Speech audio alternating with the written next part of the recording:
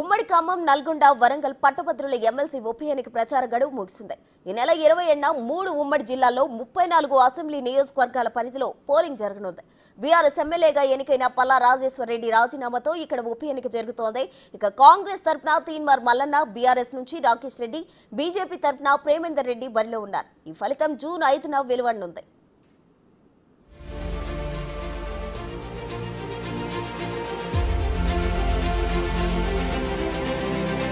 ఉమ్మడి వరంగల్, ఖమ్మం, నల్గొండ పట్టభద్రుల ఎమ్మెల్సీ ఉప ఎన్నికకు ప్రచార గడువు ఇవాళ సాయంత్రం ముగిసింది.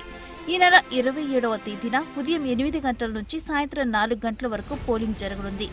పోలింగ్ కోసం అధికారులు ఏర్పాట్లు చేస్తున్నారు. బీఆర్ఎస్ ఎమ్మెల్సీగా ఎన్నికైన పల్లా రాజేశ్వరరెడ్డి రాజీనామాతో ఇక్కడ ఉప ఎన్నిక జరుగుతోంది.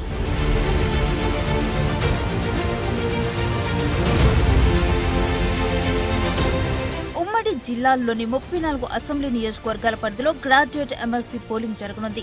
మొత్తం 605 పోలింగ్ బూత్లలో 4,63,839 ఓటర్లు తమ ఓటు హక్కును వినియోగించుకోనున్నారు. ఓటర్లలో పురుషులే అధికంగా ఉన్నారు. ఎమ్మెల్సీ ఉప ఎన్నిక పోరులో మొత్తం 52 మంది అభ్యర్థులు ఉన్నారు. అయితే కాంగ్రెస్ నుంచి తీన్మార్ మల్లన్న, బీఆర్ఎస్ నుంచి రాకేష్ రెడ్డి, బీజేపీ నుంచి ప్రేమేందర్ రెడ్డి మధ్య త్రిముఖ పోటీ ఉండనుంది.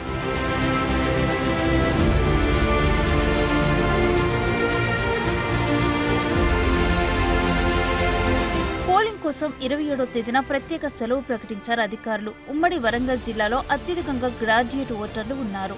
వరంగల్ ఉమ్మడి జిల్లాలో 1,73,406 మంది, ఖమ్మం ఉమ్మడి జిల్లాలో 1,23,985 మంది, నల్గొండ ఉమ్మడి జిల్లాలో 1,66,448 మంది గ్రాడ్యుయేట్ ఓటర్లు ఉన్నారు.